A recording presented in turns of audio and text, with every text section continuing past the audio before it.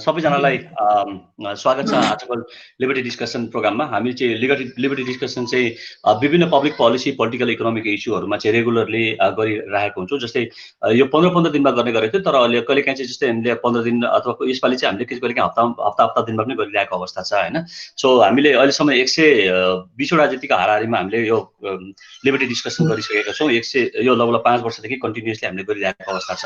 So आज चाहिँ हामीले पब्लिक गुड्स प्राइस र पेन्डेमिक भनेर चाहिँ टपिक राखेको छौँ। सो पेन्डेमिक्समा चाहिँ पब्लिक गुड्सको जुन प्राइसेसहरू हुन्छ नि, त्यो पब्लिक गुड्सको प्राइसेसहरू चाहिँ बढाउनु हुन्छ कि हुँदैन, बढाउन पाउँछ कि पाउँदैन, त्यो मोरल हो कि इमोरल हो भन्ने पर्सपेक्टिभबाट हामी छलफल गर्छौँ हैन। सो हामीलाई अब राइट हामीलाई जे लाग्छ, अब हामीलाई जे ठिक लाग्छ हामीले अब त्यही आफूलाई त्यही प्रेजेन्ट गर्ने हो। कसैलाई त्यो कुरा ठिक पनि लाग्न सक्छ, कसैलाई त्यो कुरा बेठिक पनि लाग्न सक्छ हैन। कसैलाई चाहिँ अब त्यो मोरल डिलेमाको कुरा पनि हुनसक्छ, कसैले यो कुरा सही गलत भन्न नसक्ने खालको अवस्था पनि हुनसक्छ। सो हामीलाई जे लाग्छ हामीले आफूलाई त्यो प्रेजेन्ट नै गर्ने हो। तर सुमनले एउटा आर्टिकल पनि प्रेजेन्ट गरेको थियो, त्यो आर्टिकलमा चाहिँ जस्तै अब डेफिनेटली प्राइस चाहिँ अब सप्लाई कम भयो भने भनौँ न, जस्तै डिमान्ड ज्यादा भयो भने त्यसको प्राइसेसहरू चाहिँ बढेर जान्छ। र त्यसमा चाहिँ गोकुल तिमीले गर्छौ न, गोकुल तिमीले त्यो अफ बोल्दाखेरि अफ गर्दै हुन्थ्यो, हामीले बोल्दा ओके।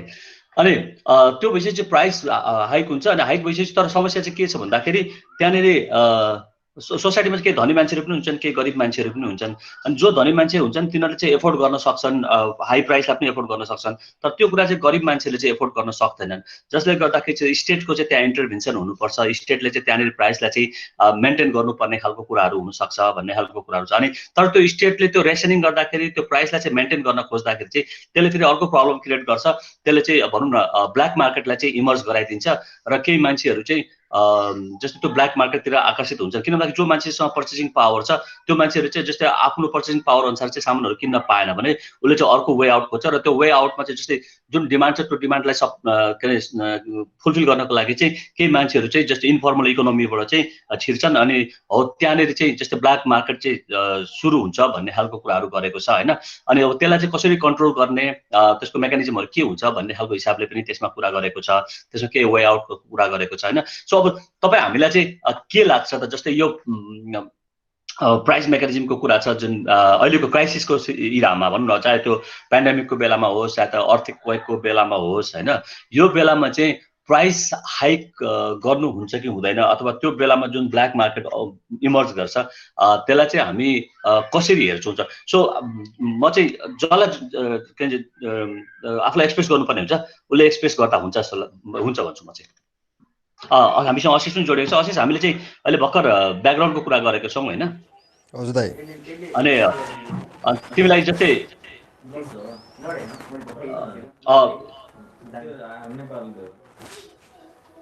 हेलो हजुर हेलो हेलो आशिष, तिमीले यो तिम्रो माइकलाई एकछिन अफ गरिदिन्छौ, माइकलाई ए चाहिँ। हस् दाइ हस्। ओके अविनायक, माइकलाई अफ गरिदेऊ न ल। सो अब यहाँनिर चाहिँ हामीले भर्खर कुरा के गर्यो भने जुन ब्ल्याक मार्केट जुन इमर्ज हुन्छ हैन, त्यो चाहिँ डिमान्ड र सप्लाईले गर्ने खालको कुरा पनि हो। तर जस्तै अब यहाँनिर चाहिँ त्यो ब्ल्याक मार्केटले चाहिँ कति मान्छेलाई प्रब्लम पनि क्रिएट गरिरहेको हुन्छ। जो मान्छेसँग पर्चेसिङ पावर छैन त्यो मान्छेलाई अप्ठ्यारोमा पारिरहेको हुन्छ। पर्चेसिङ पावर भएको मान्छे प्रब्लम नहोला, तर जस्तै अब यो अवस्थामा चाहिँ स्टेटले जुन स्टेपिङ गर्छ नि, अब स्टेपिङ चाहिँ त्यसले अर्को ऱ्यासनिङहरू गर्दाखेरि अथवा प्राइसलाई कन्ट्रोल गर्दाखेरि त्यसले अर्को स्थितिलाई निम्त्याइदिन्छ हैन, त्यसले ब्ल्याक मार्केटलाई निम्त्याइदिन्छ। अनि त्यो मोरल हो कि इमोरल हो, यसलाई चाहिँ हामीले कसरी लिन्छौँ, सबैको आफ्नो दृष्टिकोण हुनसक्छ। कसैलाई मोरल लाग्न पनि सक्छ, होइन यो त स्वाभाविक हुने खालको कुरा हो भन्ने पनि लाग्न सक्छ। कसैलाई होइन यो गलत हो, यस्तो बेलामा चाहिँ प्राइस हाइक हुँदैन भन्ने खालको कुरा पनि हुनसक्छ। गभर्मेन्टले चाहिँ इन्टरभेन गर्नुपर्छ भन्ने खालको कुरा हुनसक्छ। अनि यसमा चाहिँ हाम्रो धारणा के छ, तपाईँ यसले ल्याउने कन्सिक्वेन्सेसहरू के हुनसक्छ हैन, के गर्दा ठिक हुन्छ भन्ने हिसाबले आज त्यो आर्टिकल पनि तपाईँहरूले हेर्नुभएको छ हैन। सो यसमा चाहिँ हामी बसेर छलफल गरौँ त ल। त एनीवन क्यान स्पिक। तपाईँले चाहिँ जस्तै भिडियोलाई अन गर्दा पनि हुन्छ, यो अरू बोल्दाखेरि चाहिँ तपाईँको माइकलाई चाहिँ अफ गरिदिनु होला हैन, भिडियो अन गरेर बोल्दा पनि हुन्छ। सो अनि त्यहाँ बिचमा कसैलाई कुरा काट्न मन लाग्यो भने तपाईँले कुरा काट्दा पनि हुन्छ। सो अस्तिको जस्तो 5 मिनट 1 मिनट 2 मिनट त्यसरी बोल्नुभन्दा पनि सो यसमा हामीले डिस्कसनकै रूपमा लिएर जाउँ त, एउटा डिबेट जस्तो। किन आज तकमा जुन डिबेट गर्छ नि, सो अब क्या कहते हैं इसके बारेमा भनेर भन्छ नि, त्यस्तै हिसाबले so feel free to speak, जसले बोल्दा पनि हुन्छ। यो मोरल हो कि इमोरल हो, अथवा यसलाई हामी कसरी हेर्छौँ, यो यस्तो बेलामा चाहिँ पेन्डेमिकको बेलामा चाहिँ प्राइस हाइक हुने कुरा स्वाभाविक हो कि मोरल हो कि इमोरल हो, को बोल्ने? ओके अविनायक। थ्याङ्क यू दाइ। सबैजनालाई नमस्ते, म अविनायक मल्ल। वेल यो विषयमा मैले पनि धेरै सोचिरहेको थिएँ। अस्ति नै हाम्रो कुरा पनि भएको थियो, कति ठाउँमा कमेन्ट पनि गरिरहेको हुन्छु म होइन। स्ट्रङली हामी चाहिँ फ्री मार्केट होइन, मार्केट बेस्ड इकोनोमी हुनुपर्छ भन्ने धारणा राख्ने मान्छेहरूलाई पनि यो अलिकति सोच्दाखेरि चाहिँ अलिकति च्यालेन्जिङ नै छ यो कुरा चाहिँ। अब यो बेलामा प्राइस हाइक गर्ने कि नगर्ने भन्ने कुरा, अब यसलाई 2-3 वटा फ्याक्टर छ यसमा मैले सोचिरहेको चाहिँ। पहिलो त अब युएसको मोडल हेर्ने हो भने डेभलप नेसनहरूले के गरिरहेको छ त, अनि जो चाहिँ फ्री मार्केटमा सबभन्दा अगाडि उनीहरू थियो, उनीहरूले के गर्यो त भन्दाखेरि they but with the price, भनौँ त जुन मार्केट प्राइस हो त्यो प्राइसमा उनीहरूले किन्न बाध्य भयो। एक दोस्रो, तपाईँको मार्केट प्राइस झरेको पनि छ नि कति कमोडिटीमा, जस्तै ओइलहरूमा है। अब उनीहरूले त्यो चिजलाई झरेको चिजलाई झरेको के अरे लो प्राइसमा पनि बेचिरहेको छ नि त। सो डेफिनेटली यो डिमान्ड र सप्लाईको त खेल हो, देयर इज नो डाउट होइन। जहाँ हाम्रो रेस्ट्रिक्सन भयो, जहाँ डिमान्ड छ तर सप्लाई इनफ गर्न सकिएन भने प्राइस हाइक हुनु स्वाभाविक हो। तर हेभिङ सेड सो, अब मोरालिटी र एथिक्सको कुरा गर्ने हो, it depends on people to people. जस्तै मलाई आज फर इक्जाम्पल मैले सिमेन्ट बेच्नु पर्यो भने आज त्यही सिमेन्ट म 1200 रुपियाँ बोरामा बेच्न सक्छु, तर मलाई ठिक लागेन होइन। सो यो बेलामा चाहिँ अब मार्केट भन्दा पनि मान्छेले आफूले कसरी हेर्ने त यसलाई होइन। जस्तै कसैले म यो महँगैमा बेच्छु, अभिनाश तिम्रो भिडियो अन गर्दै हो रे, यहाँ तिम्रो डिमान्ड आयो, तिम्रो यहाँ फेसै देखेन भनेको। ए हुन्छ ल ओके प्लिज। ओके, सो मार्केटमा चाहिँ अब एउटा चाहिँ मैले अघि भने जस्तै पहिला सुरुमा त डिमान्ड एन्ड सप्लाईको कुरा गर्दाखेरि त डेफिनेटली सर्टेज भएको बेलामा प्राइस हुन्छ राइज हुन्छ नो डाउट होइन। अब त्यसलाई कालाबजारी भन्ने कि जस्तै अब त्यही चिजलाई युएसमा कालाबजारी भनेन होइन, उसलाई गएर के अरे सिलबन्दी गरेर यस्तो बेलामा किन गरिस् या किन नगरी, मोरालिटीको कुरा इन्फोर्स गर्ने भन्दा पनि इट्स आफ्नो इट्स योर पर्सेप्सन्स भनौँ न, अर तपाईँले इन्हेरेन्ट गर्ने चिज हो त्यो तपाईँको स्वविवेकले होइन। यो बेला जस्तै फर इक्जाम्पल यो बेलामा इसेन्सियल गुड्सहरूको भाउ बढ्यो भने अब म सोसाइटीलाई सर्भ गर्नको लागि ल कमाउने त छँदैछ, बिजनेस गर्ने छँदैछ, अहिले चाहिँ दुईटै किसिमले हेर्न सक्छ। म सोसाइटीलाई सर्भ गर्छु भनेर त्यो बिजनेस हाउसले आफ्नो रेपुटेसन गेन गर्नको लागि मार्केट जुन चलन चल्ती प्राइस छ या नभए जुन प्राइस हुनुपर्ने हो त्यसमा बेच्न सक्छ, या थोरै 25% मार्जिन लिइरहेको थियो भने 30%मा बेच्न सक्छ। एट द सेम टाइम अर्को सेलरले के गरिदिन सक्छ भने अब त सर्टेज छ, डिमान्ड हाई छ, मसँग थोरै क्वान्टिटी छ, सो यसलाई चाहिँ this is the opportunity to earn, अब यो म यति प्राइसमा बेच्छु भनिदिन सक्छ। सो अब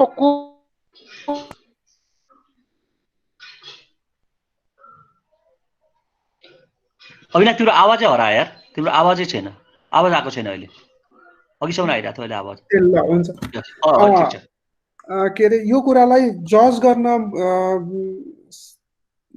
अब यसलाई चाहिँ मलाई चाहिँ के लाग्छ भने यसलाई चाहिँ यसलाई पनि अलिकता एडभर्टिजमेन्टको रूपमा, जस्तै हामी यसरी एकअर्कालाई सहयोग गरौँ भनेर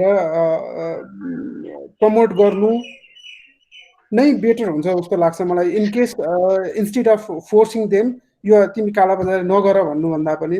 ओके, सो अभिनाशको भनाइअनुसार चाहिँ जस्तै हामीले जुन अब मार्केटमा चाहिँ दुईटै कुरा हुन्छ, एउटा चाहिँ प्राइस हाइक भएको छ भने प्राइस लो छ त्यो कुरालाई पनि हेर्नुपर्छ, त्यसले पनि ब्यालेन्स गर्छ। जस्तै हिजोको दिनमा मेरो तेल किन्दाखेरि जुन पैसा खर्च हुन्थ्यो भने अब तेल किन्दाखेरि मेरो पैसा खर्च भइरहेको अवस्था छैन, सो लोमा पाइरहेको छु भने चाहिँ अर्को कुनै हाई प्राइसमा मैले किन्नुपर्ने खालको अवस्था हुन्छ।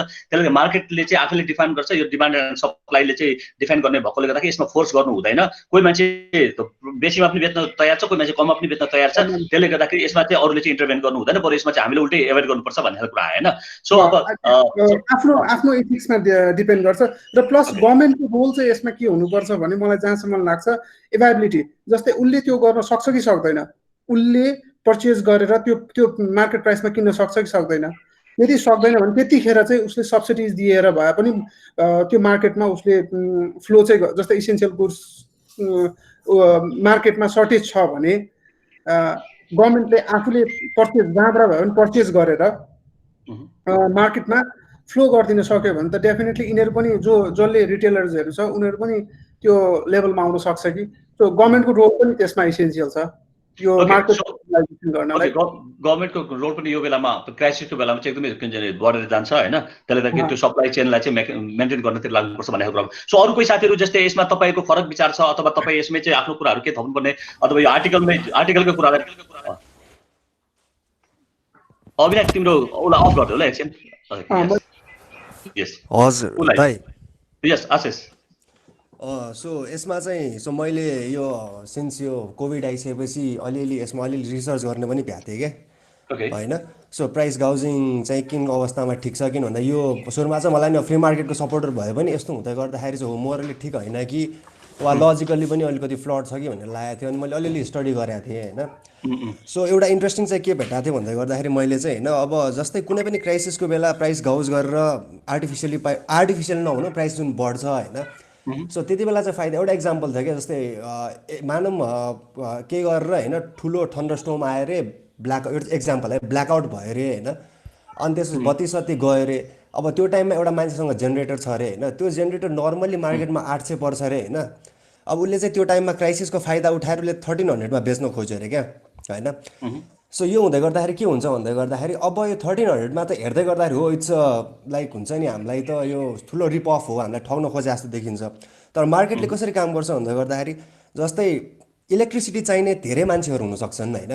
जस्तै मलाई मानौँ भिडियो गेम खेल्नलाई नै इलेक्ट्रिसिटी चाहिन्छ अरे, तर कसैलाई चाहिँ उसको लाइफ सपोर्ट नै इलेक्ट्रिसिटीबाट भइरहेछ अरे क्या, मानौँ ऊ भेन्टिलेटरमा बसिरहेछ वा केही छ अरे होइन। सो मार्केटले कसरी काम गर्छ भन्दै गर्दाखेरि अब त्यो मोस्ट निडी मान्छेले चाहिँ हुन्छ नि 1300 तिरेर पनि किन्छ होइन। यदि 800मै बेचा भए त म भिडियो गेम खेल्ने मान्छे पनि सुरुमै गएर किन्न सक्थेँ नि त होइन। त्यो भएपछि एफिसियन्ट एलोकेसन हुँदैन होइन। जब प्राइस बढ्छ यस्तो बेला त्यति बेला मोस्ट एफिसियन्ट एलोकेसन स्टिल हुन्छ, किन भन्दै गर्दाखेरि जो चाहिँ मोस्ट निडी छ, जसलाई सबभन्दा धेरै आवश्यकता छ त्यसले नै यो पाउँछ भन्ने जस्तो कुरा हो क्या होइन। अब अहिलेको केसमा हामीले हेर्दै गर्दाखेरि चाहिँ मलाई के लाग्छ भन्दै गर्दाखेरि अब यो सँगै अब अर्को के पनि हुन्छ भन्दै गर्दाखेरि चाहिँ बिस्तारै मान्छेले अपर्च्युनिटी देख्छ, अन्टरप्रेन्योर्सहरूले हो 1300मा बिकिरहेछ, हामीलाई त मार्केटमा भन्दा फाइदा छ भनेर अब अरूले पनि सप्लाई गर्नतिर लान्छ। अनि त्यसपछि लागेपछि प्राइस बिस्तारै घट्दै आउँछ, मानौँ $1100 वा $1000 पुग्छ अरे होइन। सो यस्तो हुन्छ भनेर भन्छ। तर अब अहिले हाम्रो सिचुएसनमा हेर्दै गर्दाखेरि अलिकति प्रब्लम मैले कहाँ देखेँ भन्दै गर्दाखेरि चाहिँ हाम्रो लकडाउनको कारणले गर्दाखेरि के होइन। सो अब प्राइस किन घट्दैन भन्दै गर्दाखेरि हामी लकडाउनको सिचुएसनमा अब मान्छेले सप्लायर्सहरूले सप्लाई गर्ने ठाउँ नै पाएन क्या होइन। सो एक्चुअलमा लकडाउनले गर्दाखेरि चाहिँ सप्लाई गर्ने ठाउँ नपाएको कारणले गर्दाखेरि जुन प्राइस बढ्न गयो होइन, सो अब डिमान्ड पनि बढ्यो, अहिले सप्लाई पनि कम भयो, दुवै तर्फबाट सक आयो, प्राइस एकदमै बढ्न गयो। अस्ति न अब यहाँ आइकालु मिटसम्म 1800सम्म पऱ्यो भनेर समात्या पनि थियो होइन, यस्तो कुराहरू पनि आएको थियो। सो प्राइस बढ्न गयो पनि अब सप्लायरहरू पनि मार्केटमा आउनु पाएन लकडाउनले गर्दाखेरि, प्राइस घट्नै पाएन क्या। सो मार्केटले एफिसियन्टली कामै गर्न पाएन यो कन्डिसनमा होइन। अब यो अफकोर्स अब अर्को डिबेट छुट्टै होला, लकडाउनै ठिक हो कि होइन भन्ने कुरा होइन। तर अहिले यस्तो हेर्दै गर्दाखेरि गभर्मेन्टको इन्टरभेन्सन जुन लकडाउन थियो नि, एक्चुअलमा त्यसले गर्दाखेरि चाहिँ प्राइस चाहिँ आर्टिफिसियली बढ्या हो है, मार्केट मेकानिजमले होइन भन्ने कुरा देखिरहेको छ क्या हामीले। सो मेरो चाहिँ त्यस्तो अवस्था। ओके, सो मैले भाइ एउटा क्वेसन रेज गरेँ ल यहाँनिर। हजुर त्यो जसले अरू कसैले पनि एन्सर गर्दा हुन्छ, जसले एन्सर गर्दा पनि हुन्छ। सो तपाईँको विचारमा चाहिँ तपाईँले के भन्नुभयो भने आशिषजीले तपाईको भनेमा चाहिँ मार्केटमा चाहिँ सर्टेज छ अथवा जसलाई आवश्यकता छ उसले किन्छ, जसलाई आवश्यकता छैन उसले चाहिँ अब पर्खिन सक्छ अथवा नकिन्दा पनि भयो भन्ने खालको कुरा गर्नुभयो। त्यसले गर्दाखेरि त्यसले चाहिँ कति भ्यालु क्रिएट गरिरहेको छ मान्छेलाई त्यो इम्पोर्टेन्ट छ भन्ने खालको कुरा गर्नुभयो। तर एकछिनको लागि अस्ति जुन शुभम अग्रवाल कि कसको केस थियो नि, तपाईँलाई थाहा छ होला केही साथीहरूलाई, त्यो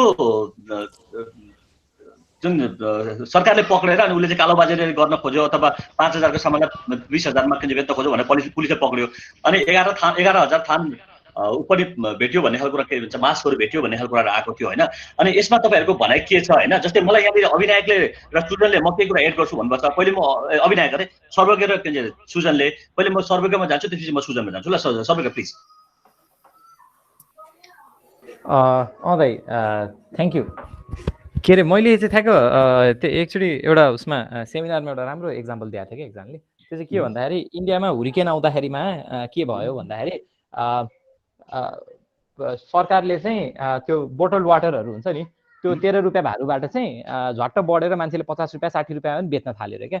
अनि सरकारले के गरिदियो भन्दा त्यसमा त्यसो गर्न पाउँदैन, कालोबजारी भयो, कालोबजारी हो यो बन्द गर भनेर भन्दाखेरिमा चाहिँ अब कतिजना मान्छे त्यसपछि चाहिँ यति धेरै पानी मान्छेले उ गर्न थाल्यो, त्यो फ्रीमा दिए, त्यो जोसँग पानीहरू छ तिमीहरू फ्रीमा दिए पानीहरू भनेर भन्न थाल्यो, किनभने यो बेसिक नेसेसिटी हो भनेर छोडिदिएपछि मान्छेहरूले गए, त्यसपछि टनाटन होर्डिङ गर्न थाल्यो क्या गएर होइन, सस्तो प्राइसमा दिएको भएर त्यो एफिसियन्ट एलोकेसन भइरहेको थिएन क्या। यो धेरै कुराहरू अहिले पनि देख्न सकिन्छ। हामीसँग एउटा सानो मैले एक्जाम्पल दिने हो भने अहिले हामी धेरै जस्तो मान्छेहरू हामीले हेरिरहेको छौँ जो मान्छेसँग मिडल क्लास मान्छेहरूले अहिले घरमा बसेर पिज्जा बनाइरहेछ होइन, के अरे आटा मैदा सबै कुरा किनेर ल्याएर हेर्न सक्नु होला स्टोरीमा तपाईँले आज पनि कतिले हालिरहेको छ। I'm not saying that is a bad thing to do क्या, त्यो गरिन्छ किन भन्दाखेरि अहिले हामी कसैले पनि हामी त घरभित्र बसेका छौँ त हामीलाई थाहा छैन सिभियरिटी कति छ क्या सिचुएसनको।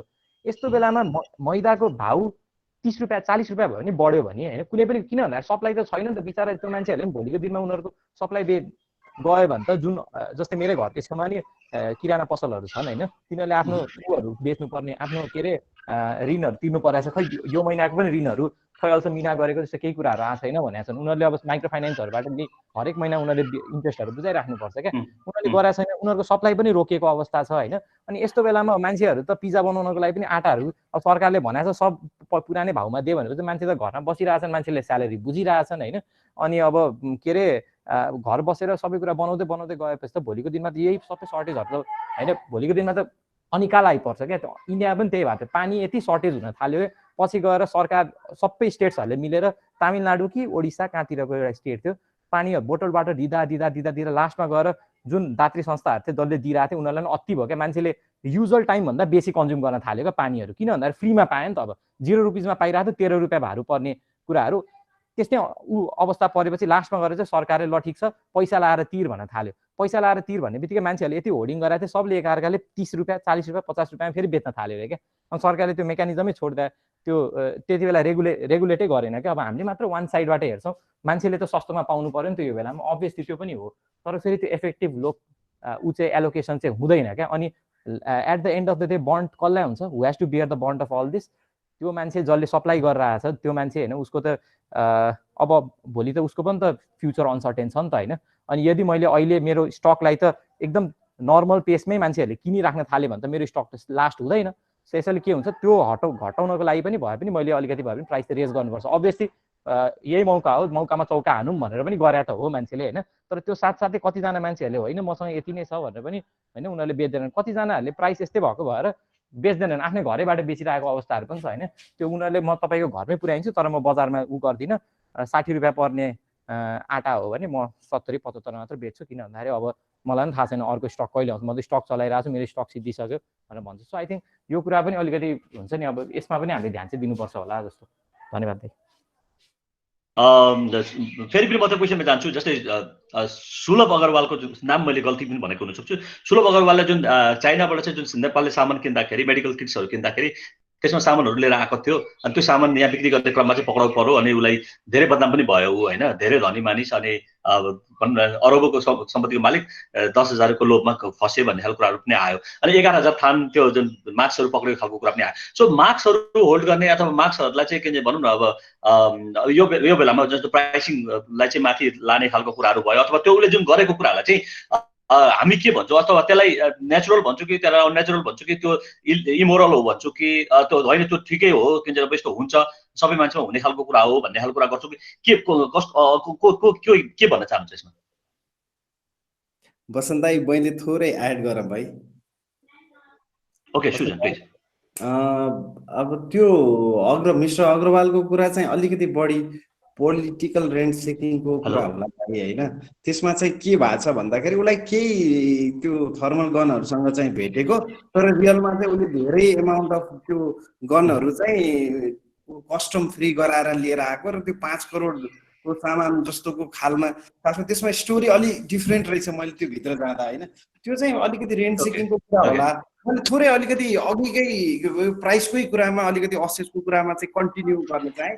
थोरै त्यसैमा थोरै के एउटा हुन्छ भन्दाखेरि यो नर्मल इकोनोमिक्सले के भन्छ भन्दाखेरि कुनै पनि गुड्सको प्राइस चाहिँ यदि नर्मल्ली गभर्मेन्टले फिक्स्ड गरिदियो भने बजारमा डिमान्ड र सप्लाईको चेन बिग्रिन्छ। किन प्राइस त डिमान्ड र सप्लाईले कन्ट्रोल को इक्विलिब्रियमले आउने हो। सो कुनै मूल्य सामानको मूल्य कति पर्छ भन्यो भने त्यसको सप्लाई कति छ, त्यसको डिमान्ड कति छ, त्यो इक्विलिब्रियममा त्यसको प्राइस बढ्छ। अब गभर्मेन्टले यहाँनिर थोरै अब प्राइस कन्ट्रोल गर्न खोज्यो। किन कन्ट्रोल गर्न खोज्यो भन्दाखेरि गरिब मान्छेहरूले चाहिँ त्यो सामान पाएनन्, त्यही भएर त्यसको मूल्य चाहिँ घटाउनु पर्छ, कम बनाउनु पर्छ। किन भन्दाखेरि धेरै गरिब मान्छेहरूले त्यो सामान किन्न सकेनन् भनेर गभर्मेन्टले कहिलेकाहीँ चाहिँ के गर्छ, प्राइस कन्ट्रोल गर्छ। जब प्राइस कन्ट्रोल गर्छ त्यो प्राइस के हुन्छ, नर्मल मार्केटमा बिक्ने भन्दा कम प्राइसमा त्यो गभर्मेन्टले सेट गरिदिन्छ। जब कम प्राइसमा सेट गरिदिने बित्तिकै के हुन्छ, डिमान्ड चाहिँ बढ्ने भयो, तर सप्लाई त के हुने भयो, सप्लायरलाई त घाटा हुने भयो। त्यही भएर सप्लायरले के गर्छ, अलिकति सामान बेच्दै बेच्दै कम गर्दै जान्छ। अनि त्यसले के गर्छ, ब्ल्याक मार्केटिङ झन् लङ रनमा प्रमोट गर्छ। तर यहाँनिर के आर्गुमेन्ट हो भन्दाखेरि चाहिँ होइन यो प्राइस चाहिँ किन कन्ट्रोल गर्नुपर्छ भन्दाखेरि मान्छेहरू इनइक्वालिटी एकदम हाई बढ्यो। इनइक्वालिटी बढेपछि उनीहरूलाई के गर्नु पर्यो, कम प्राइसमा उनीहरूले पनि किन्न पाउनु पर्यो।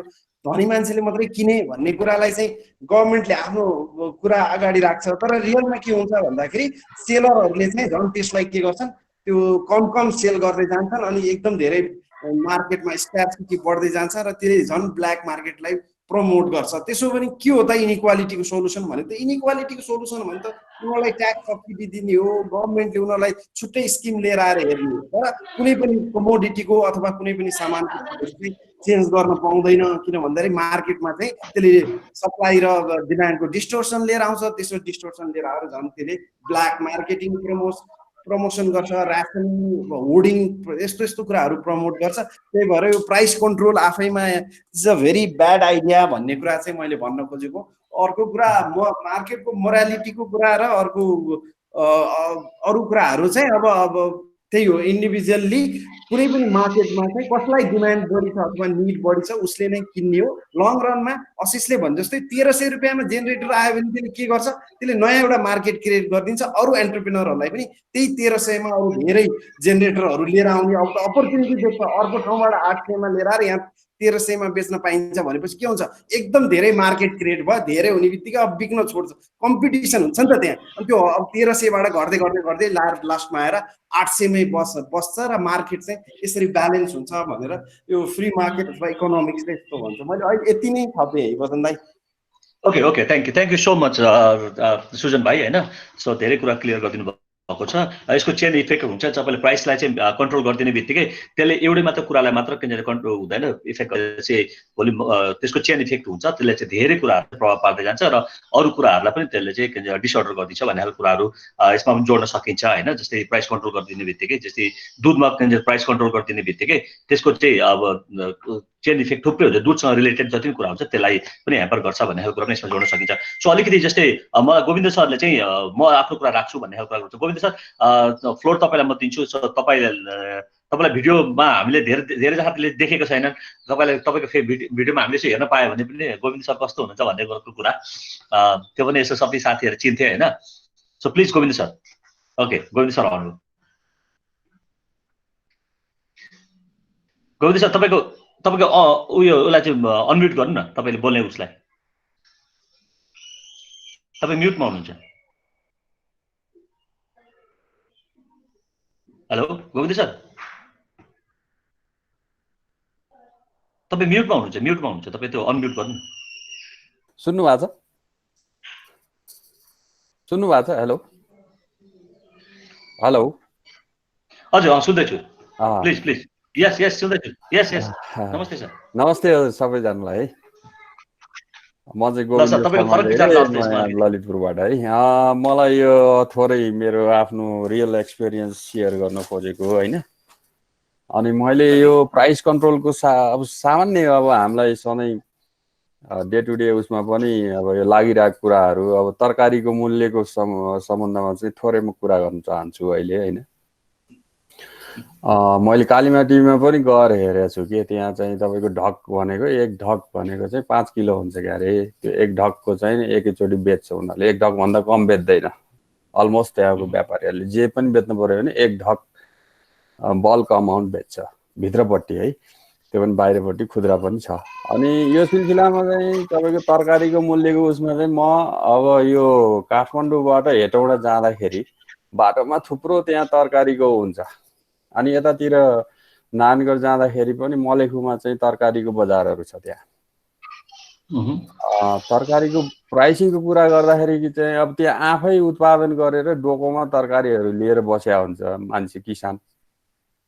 अनि त्यो किसानले चाहिँ तरकारीको मूल्य कति हो भनेर सोध्यो भने कालीमाटीमा पाइने अथवा काठमाडौँको खुद्रा मूल्यभन्दा पनि बढी चाहिँ भने मैले पाएको छु कि बढी मूल्य पर्या हुन्छ। अनि किन रहेछ त यो कुन हिसाबले चाहिँ यो प्राइसिङ भइरहेछ, यसको के रहेछ भनेर भन्दाखेरि एउटा नयाँ कुरा चाहिँ मलाई लागिरहेको थियो कि यो पत्ता लाग्यो, मलाई हो जस्तो लाग्यो। उनीहरूको चाहिँ लिमिटेड रिसोर्सेस छ। अब त्यो तरकारीबाट उसको छोराको फी पनि तिर्नुपर्छ, अब मेडिकलको पनि पुरा गर्नुपर्छ त्यो तरकारी बेचेर, अब बिहान बेलुकी चामल किनेर पनि खानुपर्छ भनेको उसित लिमिटेड रिसोर्स छ र उसले धेरैभन्दा धेरै मूल्यमा चाहिँ त्यो आफ्नो चाहिँ सामान बेच्नु चाहन्छ। यदि त्यो सामान बिक्री भएन भने चाहिँ त्यहीँ होलसेलमा कोही आउँछ बेलुका चाहिँ ट्रिपर गाडी लिएर आउँछ होलसेलमा किनेर अनि कालीमाटीमा ल्याएर गर्छ, उसलाई चाहिँ कममा बेच्छ। जब चाहिँ खुद्रा किन्न गयो त्यो डोकोवालासित भनेदेखि भन्दा तपाईँको चाहिँ त्यहाँ 40 रुपियाँ किलो भन्छ, जबकि यहाँ खुद्रा मूल्य काठमाडौँमै चाहिँ 25 रुपियाँ 30 रुपियाँमा पाइरहेको बेला हुन्छ। गोलबेडा त्यस्तै महँगो हुन्छ भनेको मान्छेको आवश्यकता र उनीहरूको त्यो मार्केट मेकानिजमै हो। त्यहाँ पनि किनिहाल्छ, बढीमा बिक्री हुन्छ, भएन भने बेलुका चाहिँ होलसेलरले उठाएर लैजान्छ भन्ने एउटा चाहिँ हुँदो रहेछ उनीहरूको चाहिँ नि सिद्धान्त, त्यो चाहिँ फिलोसोफी। अब आयो भने आइहाल्यो, आएन भने बेलुका चाहिँ होलसेलरले उठाएर लैहाल्छ होइन, पाएको चाहिँ लिइहालौँ न। अनि अर्को कुरा के छ भने यहाँको रिटेलरहरूलाई हेरेको छु मैले, उनीहरूले सपोज अब 10 किलो टमाटर चाहिँ बेच्नु छ 2 दिनमा भनेदेखि 10 किलो टमाटरको उसले चाहिँ 20 रुपियाँमा किनेर ल्याएछ भने उसले यहाँ 40 रुपियाँमा बेच्छ। जति सक्दो उसले चाहिँ आफ्नो कस्ट चाहिँ उठाइहाल्ने, सस्तोमा दिनुभन्दा पहिला कस्ट उठाउने, अनि बिके बिक्री हुन्छ, नबिके चाहिँ फाल्दिने, उयो भने फाल्दिने। त्यो सिद्धान्तमा चाहिँ काम गरिरहेको छ यहाँ। पहिला कस्ट उठाऊ होइन, त्यसले रिस्क बेयर गरेको छ नि, त्यो मिडिएटर हो। उसले चाहिँ हाई रिस्क उसित किन्छ भने उसले क्यासमा किनेर ल्याउँछ एउटा कुरा होइन। अर्को कुरा चाहिँ उसलाई चाहिँ अब डिमान्ड चाहिँ लिमिटेड डिमान्ड छ भन्ने थाहा छ उसलाई, सस्तोमा पाएर उसले धेरै उठाएर ल्याउँछ र महँगोमा बेच्न पायो भने कि नाफा हो झ्यापै हुन्छ, भएन भने चाहिँ अब कस्ट उठाइहालौँ बाँकी चाहिँ मार्जिन आइहाल्छ भन्ने हो होइन। त्यो सिद्धान्तमा चाहिँ व्यापारीहरूले काम गरिरहेछन्। हेर्नुहोस् है, अब अहिले यो बुझ्दै अघि मैले एउटा न्युज पढ्दै थिएँ बिहान कि वाइवाई चाउचाउ चाहिँ 40 वर्षपछि पहिलोचोटि, 30 वर्ष कि कति वर्ष पहिलोचोटि बन्द भयो अरे। हेर्नुहोस् होइन, त्यो बन्द हुनुको कारण के हो भन्दाखेरि त्यो दुईटा हुन सक्छ। एउटा चाहिँ अब सरकारलाई प्रेसर दिनलाई होइन, अब वाइवाई जस्तो पनि बन्द गरेको हामीले नेपालमा, अब त्यसको त भोलि पोलिसीमा खेल्छ उनीहरूले। हेर्नुहोस् होइन, अब हाम्रो त कम्पनी बन्द भइसक्यो लकडाउनले गर्दाखेरि, हामीलाई चाहिँ सुविधा चाहियो, अब छुटहरू चाहियो, ऋणमा चाहिँ ब्याज छुट चाहियो अथवा चाहिँ इन्सेन्टिभहरू चाहियो भनेर एउटा बार्गेनिङ गर्ने पोइन्ट हो भने, अर्को चाहिँ तपाईँको अब सामान्य चलिरहेको देख्छु मैले खासै केही। अब यो स्टिल 1 महिना अझै बढे पनि तपाईँको चाहिँ यो सप्लाई चेन्ज चेन चाहिँ अलिकति अप्ठ्यारो चाहिँ परेको छ। मान्छे सामान्य मान्छेहरूलाई बिक्री गर्ने उसलाई मैले एउटा वीरगञ्जको एउटा साथी हुनुहुन्छ मेरो, त्यहाँ उहाँ चाहिँ त्यस्तै खाद्य पदार्थको चाहिँ ठुलो उसमा काम गर्नुहुन्छ। होइन दाइ हाम्रो त सबै चलिरहेको छ, हामी सिफ्टमा चलाइरहेछौँ भनेर भन्नुभएको। होइन अब सिफ्टमा चलाएर काम जति भइरहेछ अनि त्यसमा चाहिँ मार्जिन खाने महँगो बनाउने भनेको चाहिँ यो बिचको व्यापारीहरू काम हो। यिनीहरू रिस्क मानिरहेको छ कि 2 घन्टा खोल्नुपर्छ, अब अरू बेला 18 घन्टा खोल्थ्यो, अहिले 2 घन्टा 3 घन्टा 4 घन्टा खोल्नुपर्छ। त्यो बेलामा अब बिक्री कमै हुन्छ, अब कन्ज्युमरले पनि कम चाहिँ उपभोग गरिरहेछ। अब त्यो थर्मल गनको पनि अघि कुरा उठिरहेको थियो, त्यो पनि त्यस्तै हो जस्तो लाग्छ मलाई। ल्यायो अब त्यो सट्टेबाजी टाइपको के, अब कमाइहालौँ नि त होइन।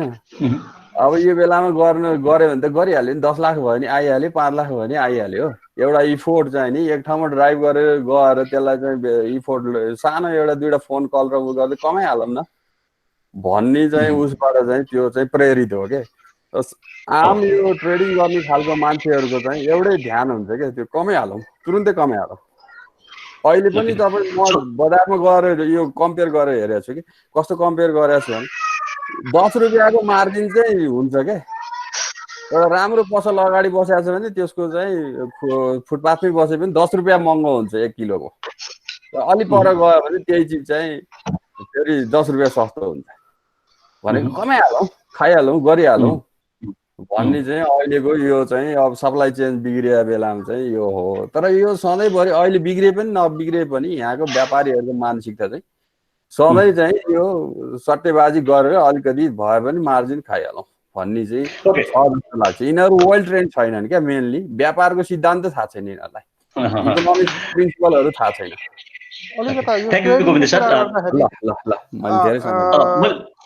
हजुर ओके जस्तै अविनायक, सो म यस पछाडि चाहिँ म शङ्करलाई दिन्छु ल, please Avinayak just you can.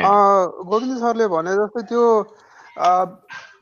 हामीलाई मतलब ट्रेडिङ गर्ने जो कोही हुन्छ, जस्तो तरकारीदेखि लिएर जस्तोसुकै मान्छेहरू भए पनि जो एउटा व्यवसाय गरिरहेको हुन्छ, जसले ट्रेडिङ गरिरहेको हुन्छ, वेल इन्फर्म या वेल एजुकेटेड या वेल इथिक्स भन्दा पनि उनीहरू पनि त्यो मार्केटको एउटा पार्ट हो, जसको जो अनुसार उनीहरू चलिरहेको हुन्छ। पहिलो कुरा चाहिँ मलाई त्यस्तो लाग्छ है। त्यसमा उसले गरेको कुरा ठिक हो बेठिक हो भन्नुभन्दा पनि हु डिटरमाइन्स द प्राइस भन्ने कुरा आउँछ फेरि होइन। जस्तै मैले 10 रुपियाँ सस्तोमा बेचिरहेको छु या 10 रुपियाँ महँगोमा बेचिरहेको छु भन्ने कुरा त त्यो प्राइस त मेरो हो। आज मैले 10 रुपियाँ सस्तोमा बेचेँ भने भोलि पनि त्यो मेरोमा आउँछ। आज म छिटो गोविन्द सरले भने जस्तै छिटो बेचिहालौँ र छिटो प्रफिट लिइहालौँ भन्ने कुरा उसले बुझेको छ भने उसले 10 रुपियाँ महँगोमा आज बेच्छ, भोलि बेच्दैन। सो एट द एन्ड उसले पाउने भनेको त्यही नै हो। खालि कुरा के आउँछ भने बिजनेसमा चाहिँ ऊ सस्टेनेबल वेमा कुन मान्छे जान्छ भने जसले 10 रुपियाँ सस्तो बेचेर सधैँभरि त्यो 10 रुपियाँ कमाइराख्छ है। सो उनीहरूलाई चाहिँ त्यो ट्रेडिङ गर्नेहरू पनि they are the part of market भन्ने कुरा चाहिँ हामीले बुझ्नुपर्छ एउटा।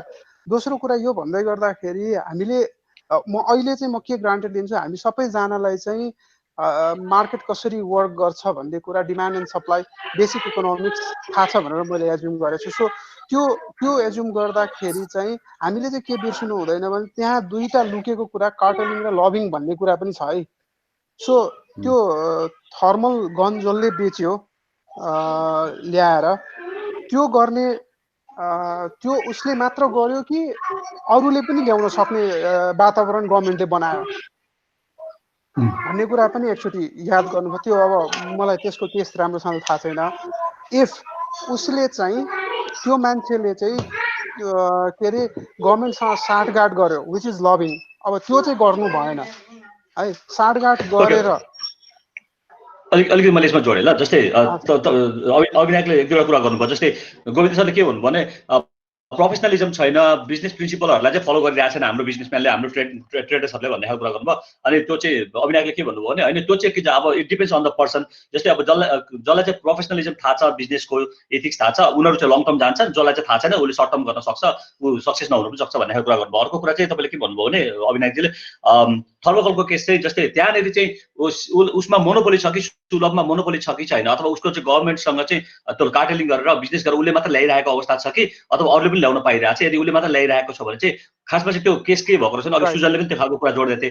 खासमा कुरा के भएको रहेछ जतिखेर त्यो प्लेन आयो उताबाट मेडिकल किटहरू लिएर, त्यो मेडिकल किट लिएर आउँदाखेरि चाहिँ उसले के गरेछ भने त्यहाँनिर लबी गरेर सो उसको मात्र सामान त्यहाँ हाल्ने, अरूको सामानलाई चाहिँ त्यहाँ एन्ट्री नदिने किसिमको वातावरण बनायो उसले, र त्यसले चाहिँ आफ्नो मात्र सामान लिएर आयो भन्ने खालको कुरा छ, जसले गर्दाखेरि उसको मोनोपोली भयो। डेफिनेटली उसले 5,000 को सामान 20,000 मा बेच्न सक्ने खालको अवस्था भयो। तर त्यही ठाउँमा अविनायकको कुरा के भयो भन्दाखेरि यदि उसले चाहिँ मोनोपोली गर्न पाएन, कार्टेलिङ गर्न पाएन, अथवा लबी गरेर उसले कार्टेलिङ गरेन अथवा मोनोपोली क्रिएट गर्न पाएन भने चाहिँ त्यहाँ अरू पनि मान्छेहरूको इन्ट्री हुन्छ, बिजनेसम्यानहरूको इन्ट्री हुन्छ, जसले चाहिँ त्यहाँनिर त्यो मार्केटबाट उसले सामान लिएर आउँछ, त्यही सामान लिएर आउँछ, जसले गर्दा त्यसको प्राइसलाई रिड्युस गरिदिन्छ, उसको मोनोपोली हुँदैन मार्केटमा भन्ने खालको कुरा होइन।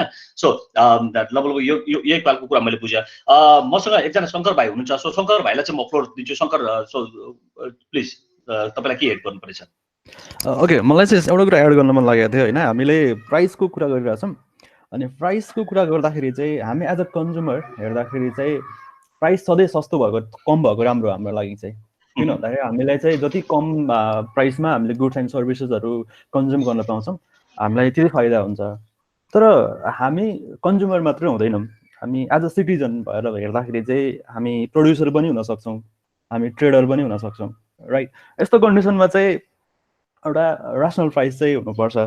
अब प्राइस कम हुँदै गर्दाखेरि चाहिँ प्रड्युसरले गेन नगर्न सक्छ। जबसम्म प्रड्युसरले गेन गर्दैन उसले प्रोडक्सनै बन्द गरिदियो भने त्यो त्यसको सिचुएसन कस्तो आउँछ भन्ने कुरा आउँछ।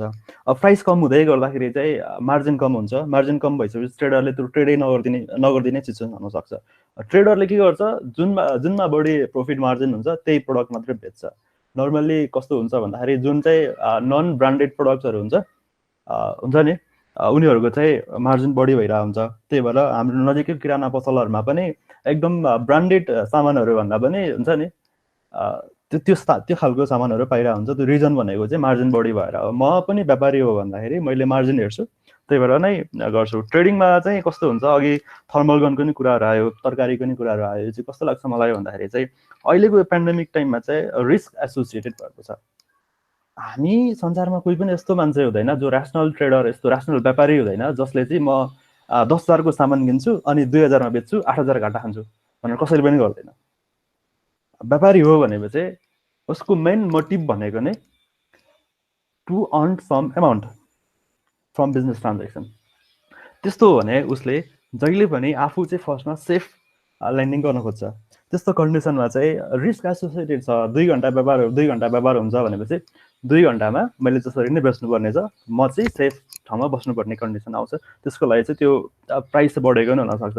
अर्को कुरा चाहिँ अब त्यो अघि सरहरूले कुरा पनि गर्नुभएको थियो होइन, ब्याङ्कहरूले इन्ट्रेस्ट छुट दिँदैन, अब हामीले रेन्ट तिरिराख्नु परेको कन्डिसन छ। यस्तो कन्डिसन के लाग्छ भन्दाखेरि हामी एज अ डिपोजिटर मात्रै हेरेर मिल्दैन।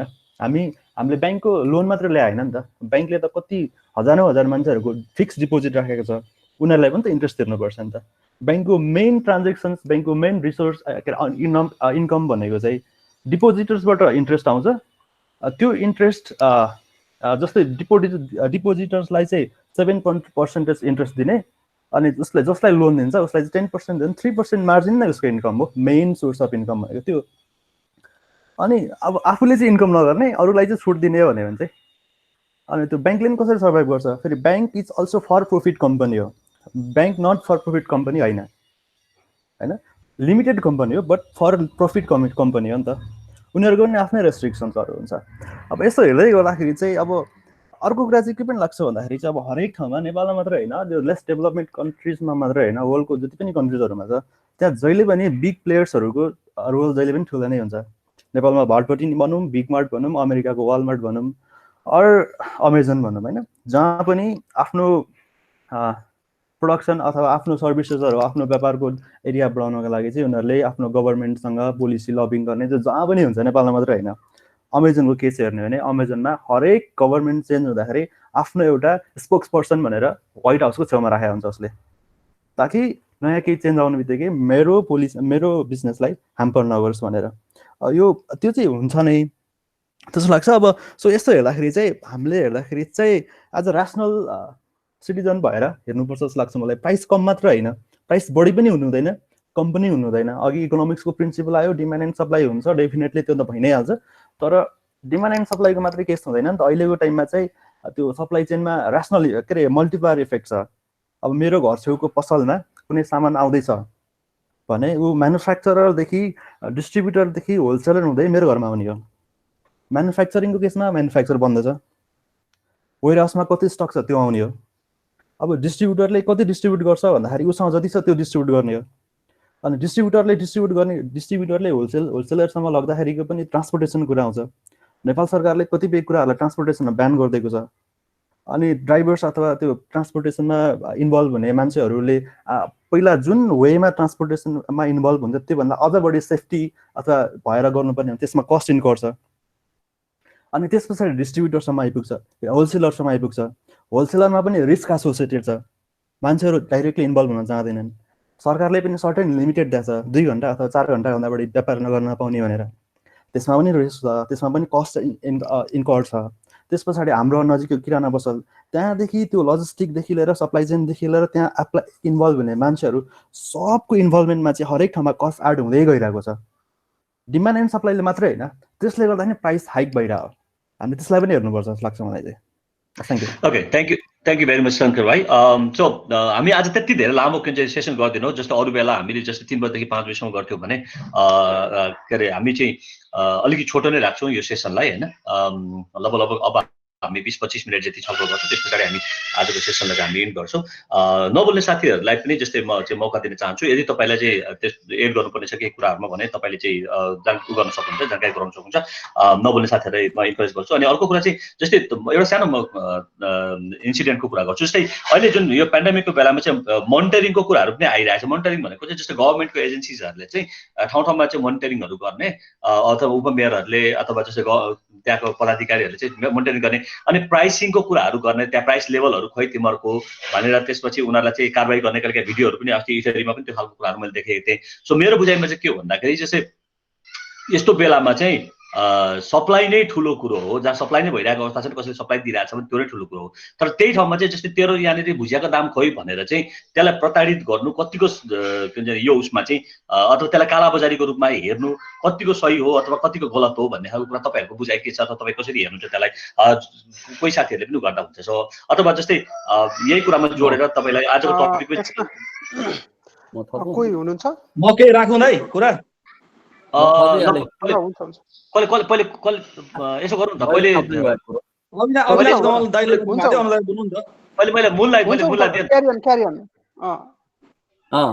अब यसमा चाहिँ तपाईँको यो कन्ट्रोल भनेको कि सधैँ हुनुपर्छ होइन। अब अहिले आएर अब कन्ट्रोल गर्नु त एउटा एक हिसाबले मोनिटरिङ गर्नु त एउटा ठिकै हो, तर प्रताडित गर्ने भने चाहिँ त्यो राम्रो कुरा हो जस्तो लाग्दैन मलाई।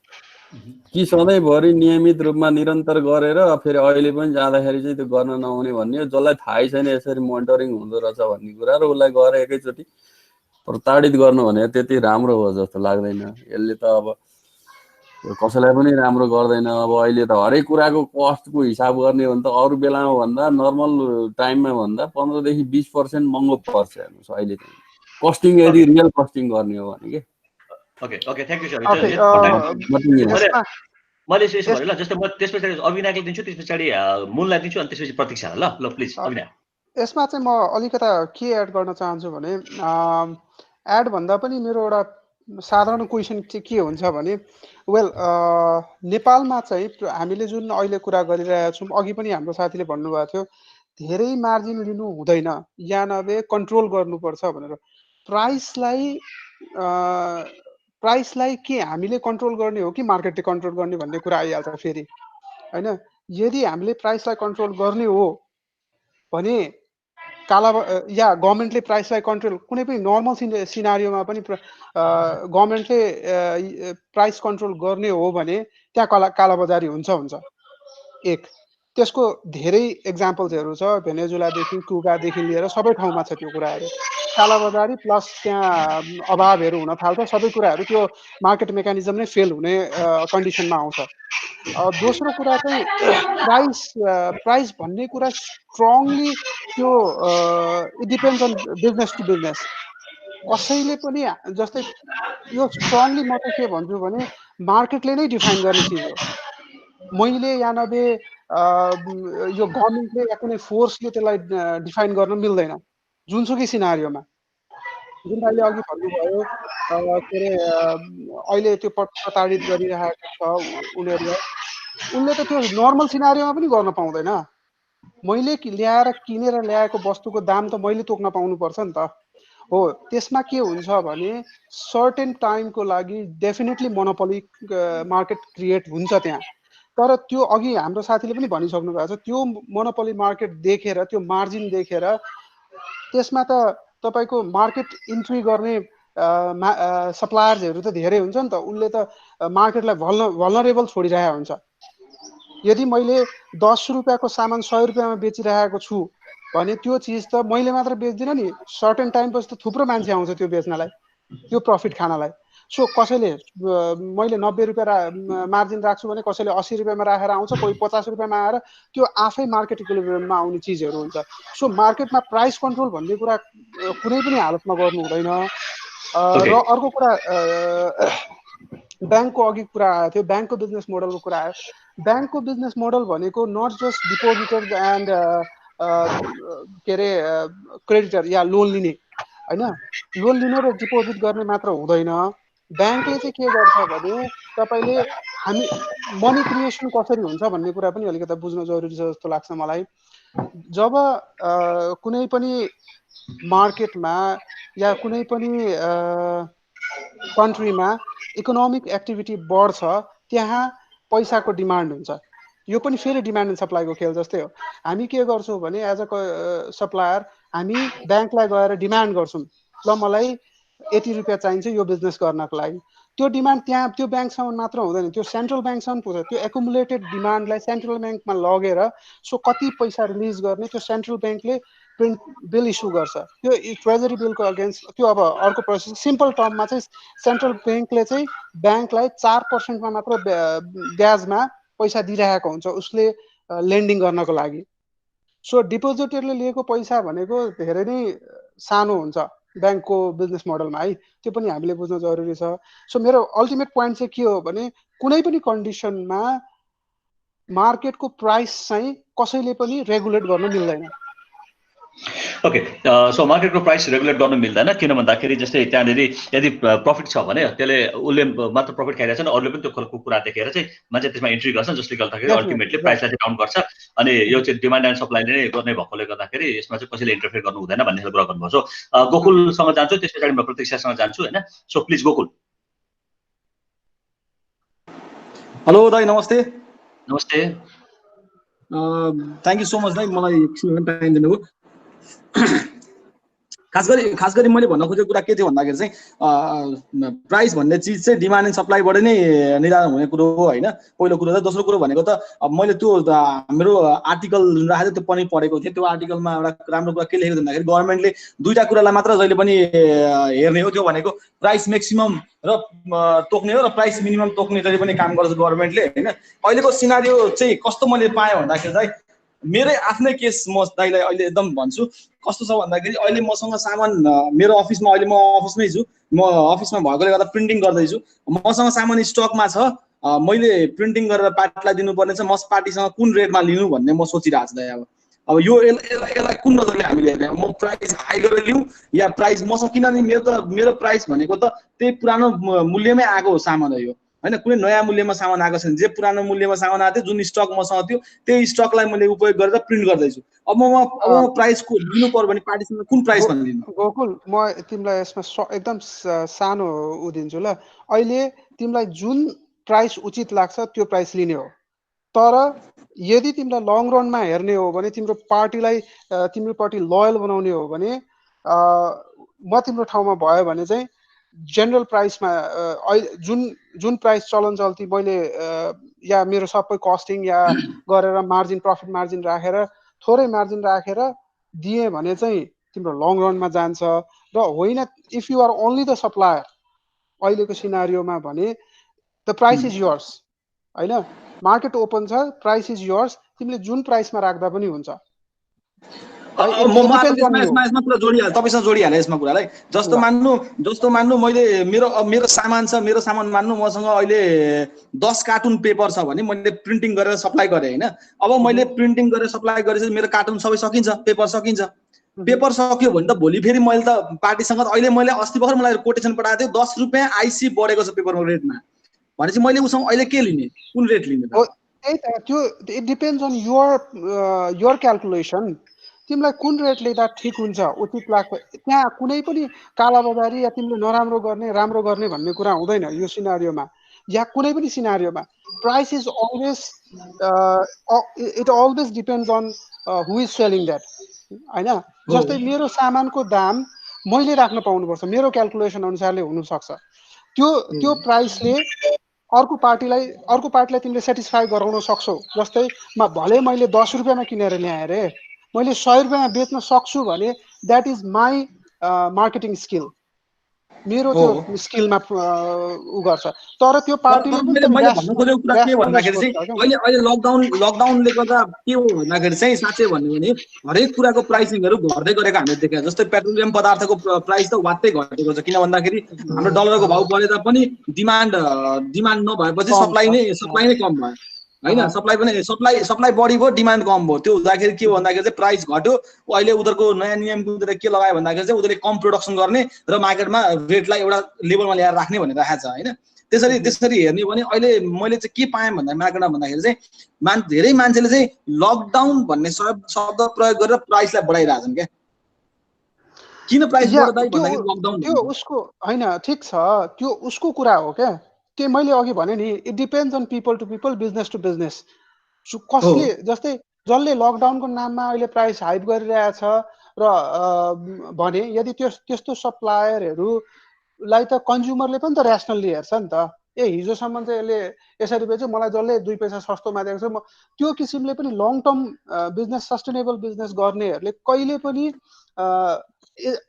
आफै नै उनीहरू प्राइस कम्पिटेटिभ हुन्छ क्या जस्तै मैले एउटा एकदमै ड्याम गुड चिज राम्रो कुरा ल्याएँ होइन सुरुमा मेरो इन्टेन्सन के हुन्छ भने म यसबाट जति सक्दो प्रफिट कमाऊ भन्ने हुन्छ र एट द सेम टाइम अर्को स्मार्ट बिजनेसम्यान या नभए प्रोफेसनल्सले के गर्छ भने त्यसको मार्जिन एक हदसम्म कम गरेर ल्याउँछ क्या उसले प्राइस हाइक एउटा सानो म तपाईलाई उदाहरण दिन्छु जस्तै मान्नु अहिले हाम्रो नेपालमा के देखियो भन्दाखेरि चाहिँ हामी कृषि प्रधान देश हो हामीले धेरैभन्दा धेरै उत्पादन गरेका छौँ जुन चाहिँ हाम्रो अहिले मार्केटसम्म पुगेको छैन अहिले पनि अहिलेको सिनारीमा पनि तपाईँ यदि तपाईँ कृषकको घरमा जानुहुन्छ भने उसँग कृषिजन्य पदार्थ खरिद गर्नुहुन्छ भने उसले के गर्छ भन्दाखेरि तपाईँलाई त्यही मूल्यमा दिइरहेछ क्या मानौँ पहिला पनि आलु 50 रुपियाँ केजी थियो भने उसले पनि अब आलु तपाईँलाई 50 रुपियाँ केजी दिइरहेछ तपाईँले बेच्दाखेरि के गर्छ लकडाउन भनेर प्राइस उही छ अहिलेसम्म जुन हामी चाहिँ के गर्छौँ भन्दाखेरि चाहिँ रिटेलरले चाहिँ त्यो प्राइसलाई चाहिँ दोबर गरेर अटोमेटिक बेच्दैछौँ क्या तर त्यसको इन रिजल्ट कृषकले पाएकै छैन क्या अहिलेसम्म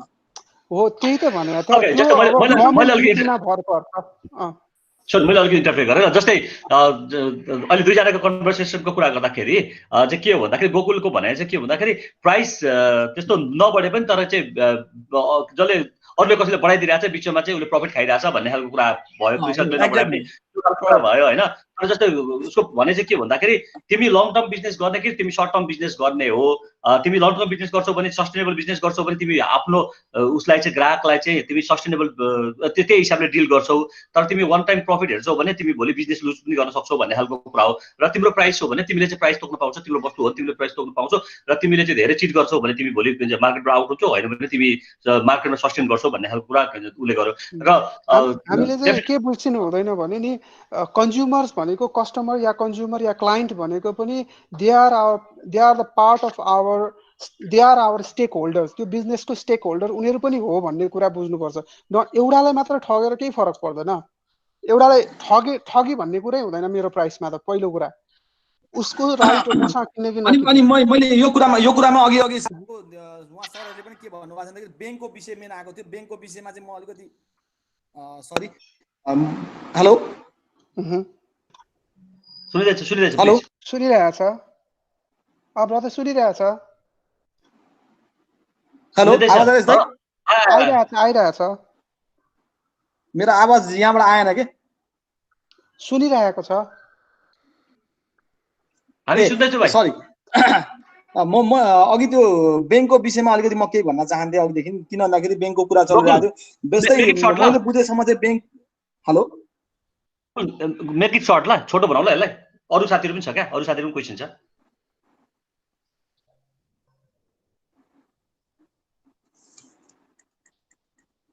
हेलो दाइ प्लिज कन्टिन्यू दाइ मेरो आवाज अलिकति यो मिलिरहेन यसमा म एउटा दाइ एउटा म क्वेशन फ्लोरमा राख्दिन चाहन्छु ल नर्मल एकछिन ल मैले के भनेको नि जस्तै गोकुलको त्यो जुन छ नि अहिलेको कुरा छ नि त्यसलाई छोटो बनाएर अनि त्यसलाई सकन तिमीहरु अरूको पनि साथीहरुको क्वेशन आइराछ जस्तै प्रतीक्षा छ दिपेश हैन सो तिम्रो क्वेशन के हो भन त प्लिज मैले यो फ्लोरमा के क्वेशन थ्रो गर्न खोजेको भने अहिलेको सिनारियोमा त प्राइस वाटएभर अहिले जुन मार्केट मेकानिजम छ त्यो अनुसारले नचल्ला हाइप हुन्छ डेफिनेटली त्यो कुराहरू छ नर्मल सिनारियोमा पनि नेपालको कन्डिसनमा हामी हेलो ए मेरो आवाज आइरहेछ हामीले चाहिँ के गरिरहेको छौं इन टर्म्स अफ प्राइस भन्ने कुराहरू पनि मलाई अलिकता डिस्कस गर्न मन लागिरहेको छ जस्तै नेपालमा चाहिँ अहिले प्राइस कसले सेट गरिरहेको छ त नर्मल सिनारियोमा गभर्नमेन्ट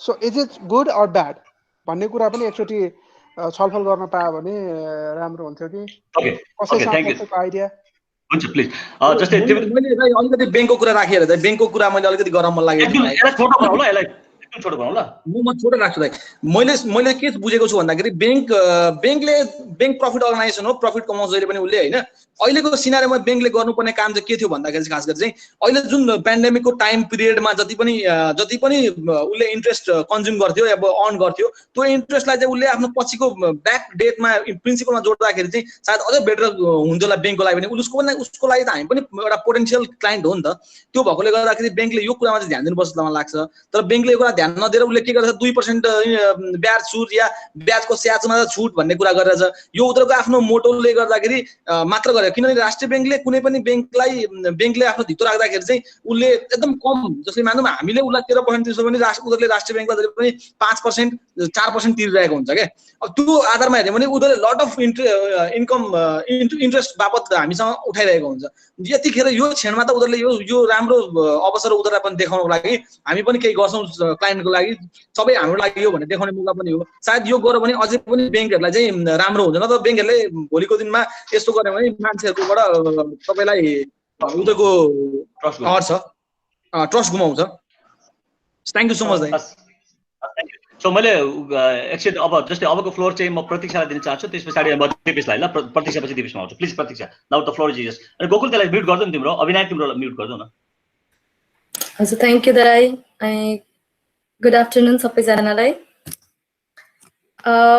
अहिले उसले अविनायक दाइले कुरा राख्नु भएको थियो गभर्नमेन्टले प्राइस फिक्सिङ गर्नु वा मार्केटमा प्राइस कसले गरिरहेको छ त भन्ने कुरामा चाहिँ मैले देखेको चाहिँ प्राइसमा छलफल हुने भनेको मार्केट प्लेयर्सहरूले नै गर्दा हो जस्तो लाग्छ हैन अब गभर्नमेन्टले गएर यसको प्राइस ट्याग खोइ त्यसको प्राइस ट्याग खोइ भनेर खोज्यो भन्ने कुरामा त्यसको आफ्नै रिजन्सहरू छ त्यसमा छुट्टै डिस्कसन्सहरू हुन सक्छ तर स्टिल अहिले जुन मार्केट देखिरहेको छ त्यो मार्केटमा सायद गभर्नमेन्टै यतिमा बेच भनेर भनेको छ जस्तो चाहिँ मलाई लागेन हैन अहिले जे पनि चलखिलहरू भइरहेको छ त्यो मार्केट प्लेयर्सहरूले नै गर्दा भइरहेको छ अनि अब अहिले जस्तो यो अहिले जुन हाम्रो पेन्डेमिक उसमा पिरियडमा हैन इकोनोमिक हल्ट भएको बेलामा जहाँ फ्याक्ट्रिजहरू सर्ट भएको छ प्रोडक्सन्सहरू हुन पाएको छैन अनि अब हाम्रो एग्रो प्रोडक्ट जस्तो हामी कति बेला एभाइलेबल छौँ त्यो पनि मार्केटमा पर्याप्त मात्रामा आउन पाएको छैन हैन यस्तो बेलामा चाहिँ सप्लाई के भएको छ त भन्दाखेरि स्ट्रङ हुन गएको छ जहाँ डिमान्ड जस्तोको त्यस्तै छ अझै घर बसेर डिमान्ड बेसी नै भयो होला हाम्रो बेसिक उहरूमा हैन चिजहरूमा तर सप्लाई त्यो अनुसारको रेगुलर उसमा हुनुपर्नेमा पनि भएको छैन भनेपछि स्ट्रङ हुन गएको अवस्थामा चाहिँ मार्केटमा डिमान्ड र सप्लाई दुइटै सकमा गएको बेलामा मार्केटमा इकोनोमीले चाहिँ आफै एडजस्टमेन्ट गर्दै गएको हुन्छ है सो धेरैजना जस्तो लाइक जस्तो रिटेल बिजनेसहरूलाई रिटेलरहरूलाई हामी हेरौँ न उनीहरू कम्पिटेटिभलाई केमा हुन्छ भन्दाखेरि उनीहरूको सानो बिजनेसमा होइन, सानो पसलहरूमा। अनि उनीहरूले त्यसैबाट सर्भाइभ गर्नु पर्या हुन्छ। भएको प्रोडक्ट्सहरू पनि कहीँ गएर अब उनीहरूको त्यो सप्लाई हुने ठाउँ नहुँदाखेरि वा उनीहरूले ल्याउने ठाउँ नहुँदाखेरि त त्यतिबाटै एडजस्टमेन्ट गर्नुपर्ने भएको हुन्छ भनेको रेगुलर लाइफस्टाइलमा पनि। त्यो हिसाबले पनि हेर्दाखेरि नर्मली अलिकति प्राइस हाइक हुनु एक्सपेक्टेड नै छ जस्तो लाग्छ मलाई चाहिँ होइन। अनि अब त्यसले चाहिँ उनीहरूको मोरालिटी काउन्ट गर्ने कि नगर्ने, त्यो इथिकल अनइथिकल भनेर हेर्नु कतिको जायज होला त जस्तो लाग्छ मलाई चाहिँ। किनभने अब यस्तो स्टेजमा जानेरी नर्मल सप्लाई चेन नै डिस्टर्ब भइरहेको कन्डिसनमा है। अनि अब त्यसै गरी जस्तो गभर्मेन्टको कुरामा चाहिँ या प्राइस फिक्सिङ हुनु इट्स नट गुड। किन भन्दा हाम्रो गभर्मेन्टले जे पनि ब्यारियर्सहरू लगाएको हुन्छ त्यो कहिले पनि हटाउँदैन कि, वर्ष धेरै अगाडिसम्म पहिला हुन्छ। सो अहिलेको कन्डिसनमा उनीहरूले स्टेबलाइज गर्नलाई एउटा हुन्छ नि केही ऊहरू ल्याउला अरे उनीहरूको आफ्नै टाइपको स्टेन्सहरू। तर कस्तो हुन्छ भने भोलिसम्म पनि त्यसले गर्दाखेरि चाहिँ उनीहरूको जस्तो पुलिस एक्सन्सहरूमा भयो, स्मल टेरर्सहरूलाई भयो, पछिसम्म पनि प्रब्लम्सहरू बियर गरिराख्नु परेको हुन्छ होइन। सो प्राइस फिक्सिङ एकदमै सही चाहिँ छैन। अनि अब फर्दरमोर मैले चाहिँ देखेको लाइक यो यस्तो सिचुएसनमा अलिकति प्राइस हाइक हुनु अनि प्राइस कजनको बारेमा इट्स अभियस जस्तो लाग्छ। सो मैले चाहिँ यति नै भने, अब अरूले दिन चाहन्छु। Thank you. थ्याङ्क यू प्रतीक्षा। एउटा चाहिँ सुरुमा तिमीले जुन अभिनयको कुरालाई तिमीले जुन डिल गरेको थियो, गभर्मेन्टले चाहिँ इन्टरफेयर गरेको छैन प्राइसिङमा भन्ने खालको कुरा जुन गरेको थियो। सो गभर्मेन्टले चाहिँ के भन्छ भन्दाखेरि 20% चाहिँ प्रफिट राख्न पाइन्छ, त्योभन्दा बेसी प्रफिट राख्नु चाहिँ इमोरल हो भनेर गभर्मेन्टको चाहिँ लले भन्छ जस्तो लाग्छ मलाई होइन। त्यसले अभिनयले त्यो क्वेसनलाई रेज गरे जस्तो लाग्छ मलाई। सिचुएसनमा पनि भनेको छ नि त, नर्मल सिचुएसनमा पनि उनीहरूले सप्लाई गरेको प्राइस भन्दा सर्टेन पर्सेन्टेज मात्रै गरेर लिन पाउने भनेको छ होइन। त्यो त नर्मल र अहिलेको कन्डिसनमा त हामीले रिलेटेबलै छैन जस्तो लाग्छ कि। होइन यो अहिलेको कन्डिसन त्यो कुरा ठिक हो कि होइन भन्ने कुरा हो। उसको अभिनयको कुरा चाहिँ त्यो 20% चाहिँ वाजिब हो कि होइन भन्ने खालको कुरा हो होइन।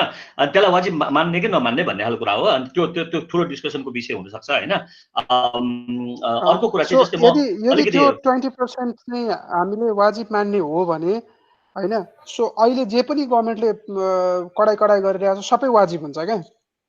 So it all trace back to that policy क्या। अब 20% भन्दा बढी मार्जिन तपाईँले लिनै सक्नुहुन्न भनिरहेको छ भन्ने कन्डिसन छ भने अहिले पनि उसले कालाबजारी गर्न पाउँदैन भन्छ।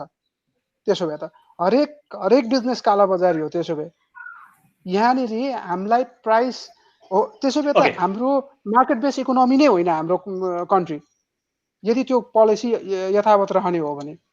र त्यो हुने बित्तिकै के हुन्छ भने इकोनोमी ग्रो नै हुँदैन, इनोभेटिभ आइडियाजहरू आउँदैन, नयाँ चिज कसले ल्याएर मार्केटमा रिक्स लिने त नयाँ चिज ल्याएर होइन। सो लार्ज प्लेयर आएर त्यसै पनि उसले dominate गरिदिइहाल्छ।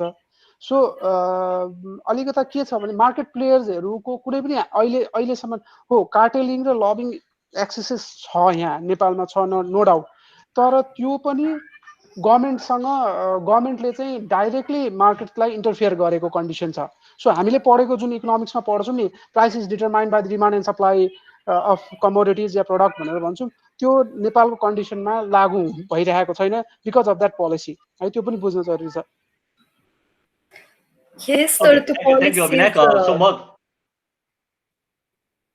You and Abhinayak are both are in the right track होइन। जस्तै तिमीले पनि अघि भनिरहेको छौ प्राइस चाहिँ जुन छ यो के अरे जस्तै गभर्मेन्टले सेट गर्ने होइन, गभर्मेन्टले सेट गर्दाखेरि चाहिँ प्रब्लम हुन्छ भन्ने खालको कुरा छ। त्यसले त्यो फरक कुरा होइन। तर जस्तै अघिको जुन अभिनयको जुन कुरा छ त्यस्तो तिमीले जुन भन्दाखेरि चाहिँ त्यो 20% को कुरा हो भनेर मैले जानकारी गराउन खोजेको तिमीलाई होइन। त्यो वाजिब छ कि छैन भन्ने खालको कुरा हो। सो यसमा तिम्रो केही जोड्नु छ भने तिमी जोड होइन, होइन भने म मुभ गर्छु। होइन इट्स ओके दाइ, विल कन्टिन्यू तर्क नेक्स्ट उसमा राखौँला नि फेरि।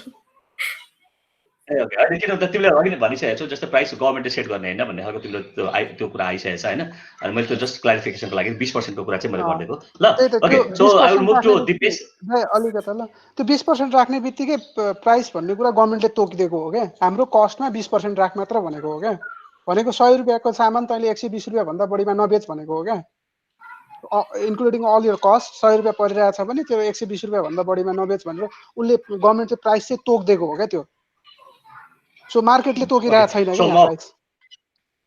Okay. So म अब मुभ गर्छु Dipesh please. Dipesh. Okay. Thank you दाइ। सो अहिले चाहिँ अब यो हुन्छ नि अब आर्गुमेन्ट हो, आर्गुमेन्ट अब के गर्दा ठिक हुन्छ, के प्राइस बढाउँदा हुने हो कि के हुने हो भनेर छ होइन। अनि तपाईँले अब त्यो अग्रवालको कुरा पनि गर्नुभयो, त्यो अग्रवालको कुरा पनि मैले पनि अब पढेँ, त्यो अलिकति पढे अनुसार चाहिँ उसले कस्तो भने बिजनेस अब आफैमा त्यो गर्नु त नराम्रो होइन, इलिगल होइन, तर एउटा मोनोपोलिस्टिक प्र्याक्टिस गर्यो भने चाहिँ बिजनेसमा जस्तै कलुजन ल्याउने उसले मात्रै अब ल्याउन पाएर अनि आफूले मात्रै सप्लाई गर्ने भयो भने त्यो भएर चाहिँ उसलाई अलिकति अझै गाह्रो परेको हो। किनभने उसले चाहिँ आफ्नै हुन्छ नि, आफूले मात्रै ल्याएर मार्केटमा अनि आफ्नै तरिकाले हाई प्राइस राखेर बेच्न खोजेको हुनाले चाहिँ त्यसमा अझै केस भएको थियो। अनि अब यसमा अरू प्राइसमा अब प्राइस इन्क्रिज गर्ने नगर्ने बिजनेस एन्टरप्रेनरहरूले चाहिँ भन्दाखेरि अब यो पनि आर्गुमेन्टको कुरा हो। अब उनीहरू कसैले आर्ग्यु गर्न सक्ला कि उनीहरू अब यस्तो पेन्डेमिकको बेलामा नि हार्डवर्क गरिरहेछ होइन, अनि अब हेल्थ रिस्क छ, रिस्क लिएर पनि काम गरिरहेछ भनेपछि we obviously deserve to unbeat more भन्ने, अनि आफ्नो स्टाफलाई पनि त्यही अनुसारको पे गर्ने, हामी त्यही अनुसारको गर्छौँ भन्दाखेरि उनीहरूको पनि एउटा आर्गुमेन्ट त्यो पनि ठिकै हो पोइन्ट। किनभने उनीहरूले नि यस्तो अब पेन्डेमिकको बेलामा सबै घरमा बसेकोलाई बिजनेस गरेको छ, अनि त्यो अनुसार उनीहरूले पे गरेर आफ्नो स्टाफलाई नि पे गर्छ भने त त्यो पनि राम्रै कुरा हो। अनि अर्को भनेको कस्तो भने अब एक किसिमको यो अब पेन्डेमिकको बेलामा भनेको यो एक किसिमको प्रफिटियरिङ नै हो नि त। प्रफिट अब किनभने सर्टेज छ, अब सप्लाई गर्ने ठाउँ छैन, अनि उनीहरूसँग त्यहाँ छ भने त एक किसिमको उनीहरूले प्रफिटियरिङ गर्ने एउटा अपर्च्युनिटी पनि भेटेको बिजनेसहरूले कुनै कुनैले। अनि कस्टमरले पनि सर्टेजको बेला के हुन्छ भने एकदम प्यानिकमा जुन कुरा चाहिँ उनीहरूले स्टोर गर्न सक्ने कुरा हुन्छ त्यो चाहिँ प्यानिकमा भटाभट किनिहाल्ने हुन्छ। त्यो भटाभट किनिहाल्ने हुनाले चाहिँ के गरेको छ भने अब एउटा पोलिटिकल फिलोसफरले म्याट वोलिन्स्की भन्नेले चाहिँ के भनेको छ भने प्राइस इन्क्रिज गर्यो भने चाहिँ त्यसले के गर्छ भने डिमान्ड चाहिँ लिमिट गरिदिन्छ, किनभने सबैले अब त्यो एफोर्ड गर्न नसक्ने हुन्छ इन्क्रिज हुने बित्तिकै। अनि त्यसले के गर्छ भने अब त्यसले चाहिँ फेरि अनि धेरैजनालाई डिस्ट्रिब्युसन चाहिँ गर्न पाउने भयो नि त, किनभने प्राइस बढ्ने बित्तिकै थोरै मात्रै किन्छ अनि अरू मान्छेहरूले पनि किन्न पाउने भयो जसले अफोर्ड गर्छ। त्यसले गर्दाखेरि चाहिँ अब सप्लाई चेनलाई पनि अब स्टोरमा जति छ त्यो मान्छेले सस्तो भेट्यो भने भटाभट एकैजनाले धेरै लिन्छ भने, थोरै लियो भने त्यसले पनि सप्लाई चेन पनि मेन्टेन गर्छ भन्ने कुरा पनि छ त्यसमा। त्यो एउटा उसको आर्गुमेन्ट छ। अनि अर्को कुरा के छ भने अब प्राइस हाइक गर्ने अनि प्राइस क्याप गर्ने कुरा छ होइन। अनि यसले अनि अब प्राइस हाइकले चाहिँ के गर्छ भने यसले चाहिँ अब इन डिमान्ड गुड्सलाई चाहिँ कन्जर्भ गर्छ होइन। अझ प्राइस अब क्याप गभर्मेन्टले नै क्याप लगाइदिने यति मात्रै गरिदियो भने चाहिँ त्यसले चाहिँ अझै सर्टेजै बनाउँछ भन्ने आर्गुमेन्ट छ क्या। जस्तै सप्लाई चेनमा नै त्यो स्टोरेज नै सर्टेज गर्न सक्छ, किनभने गभर्मेन्टले अब त्यो लगाइदिने बित्तिकै त मान्छेले आफ्नो तरिकाले भरे ब्ल्याक मार्केटतिर जान सक्छ होइन। किन त्यति राखिदिने बित्तिकै त मान्छेले लुकाएर अर्कोतिरबाट बेच्न सक्छ, त्यो भने ब्ल्याक मार्केट भरे इन्करेज हुनसक्छ। अनि अर्को अब यसमै यो आर्गुमेन्टमै अर्को चाहिँ के जोडेको छ भने जस्तै एउटा पल क्रोगमेन भन्ने नोबेल प्राइज लरिएटले के भनेछ भने if disasters are followed by free for all with very high prices for essentials inequality चाहिँ बिकम्स मच हायर भनेछ क्या। किनभने अब डिजास्टरको बेला फ्री फर अल सबैजनाको लागि चाहिँ एउटै टाइपको त्यो हाई प्राइसेसको इसेन्सियल भयो भने त्यसमा चाहिँ के हुन्छ भने एक्सट्रिम प्राइभेटाइजेसन फेस गर्छ। अनि अब गरिबहरूले किन्न पाउँदैन, धनीहरूसँग त अब सफिसियन्ट वेल्थ जोसँग छ उनीहरूलाई त अलिकति इन्कन्भिनियन्ट हुन्छ, तर उनीहरूले त स्टोर गर्न सक्छ। तर जो हाई प्राइस एफोर्ड गर्न नसक्ने छ उनीहरूले त फेरि त्यो सक्दैन भन्ने नै आर्गुमेन्ट छ यसमा। अनि सो यो प्राइस चाहिँ अब सबै कुरालाई अब एकैचोटि यही प्राइस हुनुपर्छ भनेर भन्दाखेरि पनि मार्केटमा चाहिँ अब बिजनेसको हुन्छ नि डिफ्रेन्ट क्याटेगोरी हुन्छ। अनि सप्लायर्स, होलसेलर्सहरू भयो, क्राइसिसको बेला चाहिँ यिनीहरूलाई सबैलाई एनालाइज गरेर कुनलाई चाहिँ कसरी गर्दा हुन्छ त्यो चाहिँ मार्केट सुरुमा एनालाइसिस गरेर अनि त्यो अनुसार चाहिँ बरु प्राइसिङ कसरी राख्ने हो त्यसरी चाहिँ रिसर्च गर्नुपर्छ जस्तो लाग्छ मलाई। अनि अरू भनेको अब जस्तै अब स्मल रिटेलर्सहरू भयो, उनीहरूलाई पनि त्यति धेरै प्रब्लम, बिग सुपर मार्केट जस्तो भाटबटेनीहरू भयो भने उनीहरूले धेरै महिनासम्मको स्टोर गरेको हुन्छ क्या। तिनीहरूलाई भन्दा पनि जुन स्मल रिटेलर्सहरू हुन्छ, सानो किराना पसलहरू हुन्छ, उनीहरूको झन् थोरै सामान किनेर ल्याएको हुन्छ, थोरै स्टक हुन्छ, उनीहरूलाई झन् गाह्रो पर्छ क्या। अनि त्यसमा पनि के हुन्छ भने ठुल्ठुलो सुपर मार्केटहरूले नै उनीहरूकै बढी बिजनेस चल्दै जाने भयो। स्मल रिटेलर्सहरूको त एकदमै बिजनेसै स्क्विज हुने पनि कन्डिसन आउँछ। सो मैले भन्ने चाहिँ यस्तै छ। अनि जस्तै अब यस्तै यो प्राइसिङहरूमा पनि फ्रान्समा भयो, अब त्यसमा नि होलसेल प्राइसहरू अब हाइड्रोलिक जेल्सहरू, सेनिटाइजिङ सेनिटाइजिङ क्रिमहरूको लागि हुन्छ नि, स्पेसिफिक प्रोडक्टको लागि। जस्तै चाइनामा पनि के गरेको छ भने त्यो मेडिकल इक्विपमेन्ट र फुडको लागि चाहिँ प्रोहिबिट गरेको छ क्या, यो स्टक पाइलिङ गर्नको लागि प्रोहिबिट गरेको छ।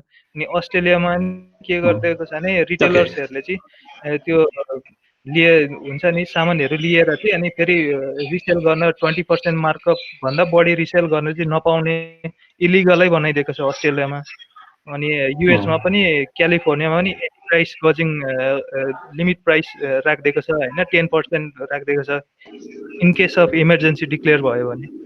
सो यो चाहिँ अब मार्केट एनालाइसिस गरेर मार्केटको कन्डिसनसँग हेरेर गर्नुपर्छ जस्तो लाग्छ मलाई। Thank you. Okay thank you Dipesh. के भन्छ धेरै राम्रो कुराहरू आएको छ। सो अब हामी लगभग 4 मिनटसम्म के भन्छ डिस्कसन गर्छौँ, त्यस पछाडि आजको प्रोग्रामलाई इन्ड गर्छु। सो म सृजन भाइ अथवा सुमन भाइलाई चाहिँ जस्तै अब दुईजनाले बोलेको छैन, यदि कसैलाई केही कुराहरू चाहिँ राख्नु छ भने so please you are free to speak.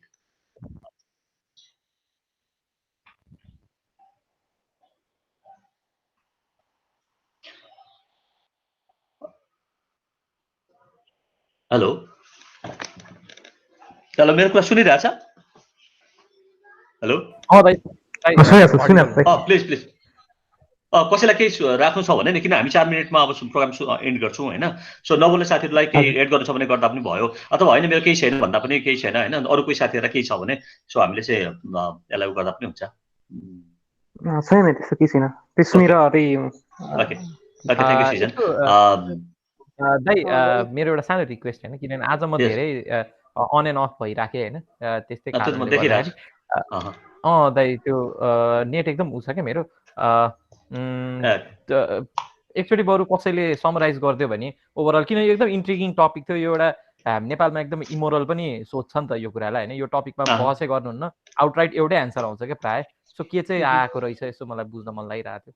Okay यसो गरौँ त, जस्तै अब मलाई जस्तो लाग्छ हाम्रो सुमन भाइ छन् होइन। So Avinash would you like to say something on this? अलिकता यसमा म एड होइन कि अब एज अ कन्क्लुजन भनौँ न, डेफिनेटली प्राइस समराइजै गर्दैन दाइ सबैको। डेफिनेटली प्राइस भन्ने कुरा चाहिँ मार्केटले नै कभर गर्नुपर्छ एउटा। दोस्रो कुरा चाहिँ अघि भाइले भन्नुभयो जस्तै जुन क्यालिफोर्निया भयो, युएसको केसेसहरू भयो, वेल 20% मार्जिनमा 10% मार्जिनमा या चाइनाले नै जे गरेको छ उनीहरूले गर्ने भनेको हो, त्यो मेबी आई डोन्ट नो, अब त्यो कति प्रुभन कुरा हो, तर उनीहरूले जति यो चिजहरू चाहिँ सर्ट टर्मको लागि मात्र गर्छ। Maybe this is the right way to tackle with pandemic situation होइन। यस्तो बेलामा हाहाकारको बेलामा गभर्मेन्टले यो पोलिसी चाहिँ ल 10%, उनीहरूले बल्ल 20%को कुरा गरिरहेछ। यस्तो क्रिटिकल सिचुएसनमा 20% लगाइदिने भनेर भन्यो। एट द सेम टाइम अघि के पनि कुरा आएको थियो भने जस्तै अब डेफिनेटली अब के अरे जोसँग छ त्यसले प्राइस हाई हुँदाखेरि जोसँग छ त्यसले किनेर स्टोर गरिदिन्छ या किन्छ, जोसँग छैन त्यसले त नपाउने भयो भनेर भन्दै गर्दाखेरि अर्को पार्टबाट हेर्ने हो भने ल प्राइस मैले स्टेग्नेन्ट राखेँ अरे, त्यो राख्ने बित्तिकै फेरि त्यो जोसँग थोरै छ त्यसले त फेरि बढी किनेर स्टोर गरिदिन्छ नि त। आखिर कुरा त एउटै जस्तो लाग्छ क्या, जताबाट कान्छ माथि पनि जसरी भए पनि सर्टेज हुनुपर्ने छ है। सो प्राइस बढी ल्याउँदाखेरि अनावश्यक नकिन्ने पनि हुन्छ कि होइन।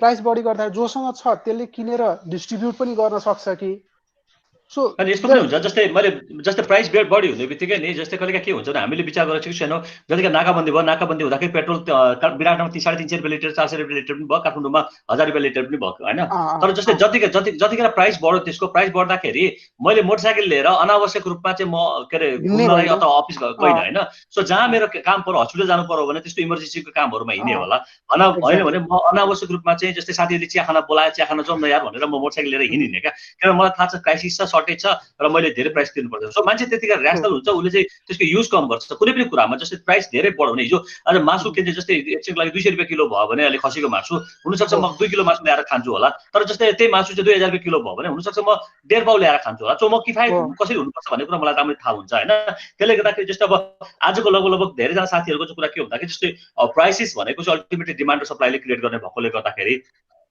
मार्केटको नै धेरै कुराहरू हुन्छ यसमा र यसमा चाहिँ धेरै इन्टरफेयरहरू भयो भने चाहिँ यसले अल्टिमेटली चाहिँ डिसअर्डर क्रिएट गर्छ र भएको के चाहिँ उसलाई पनि जस्तै मार्केटलाई पनि बिगारिदिन्छ होइन त्यसले गर्दा त्यो किसिमको इन्टरभेन्सनहरू चाहिँ मार्केटमा चाहिँ हुनु हुँदैन भन्ने खालको कुराहरू धेरै आयो सो सुमनलाई फेरि पनि लास्टचोटि म के चाहिँ सोध्छु Suman if you have got something to say तिमीले चाहिँ कन्क्लुड गर्दा पनि हुन्छ आजको सेसनलाई छैन भने म यसलाई म कन्क्लुड गरिदिन्छु